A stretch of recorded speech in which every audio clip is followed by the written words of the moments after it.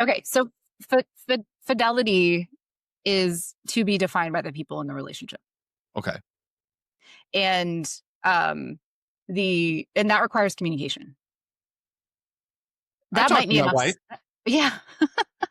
And that might be enough said. So if we come back to sort of the way that one sort of framework I use for what relationships involving intimacy, passion, and commitment, all of those things are defined within the relationship, and the people in it. And so it might be the case that a partner is comfortable with with their partner having an intimate, very like trusting. You go to your AI for questions. That doesn't bother me.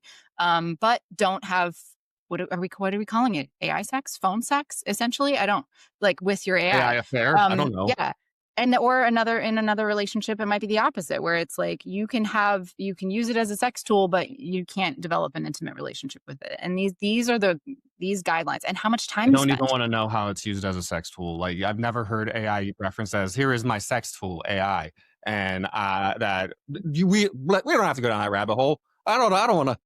If you don't want to, okay, I get it. So, and I say that, I I mean, I will. think I Yeah, yeah, will. no. Listen, Well, sometimes my nieces and nephews listen to this, and okay, I'm already yeah. going to have to give a warning to I'm their not, parents. yeah, I won't define terms like phone sex, Yeah, but it's yeah. basically that.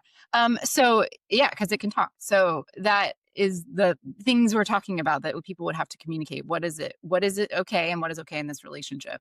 And then and then commitment of how much time you're spending, how much time you spend with your various partners, and how Ugh. much time we need, and remembering that not everyone is everything to everyone. So if and I think going back to maybe the research you found on married men seeking it for and developing relationships with it that are potentially extramarital than their partner, that to me might speak to communication and what they feel safe talking to their partner about.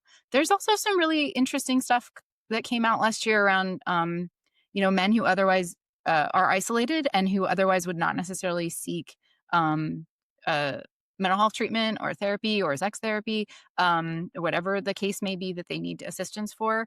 They're leaning on their spouses for everything. And maybe spouses are getting burned out by that. Maybe they're getting a message of go other places. I don't know. It's like I think there's just some nuance there that needs to be discovered and understood better, and that it has to be about communication and defining that within the relationships. And I would hope that the programmers would also understand to inform the user of that. Like here's what I'm capable of, and maybe here's where you need to go for assistance otherwise. I find that Oh, very boy. interesting. Oh, sorry, Dustin. I'll lose this question if I don't ask you real quick.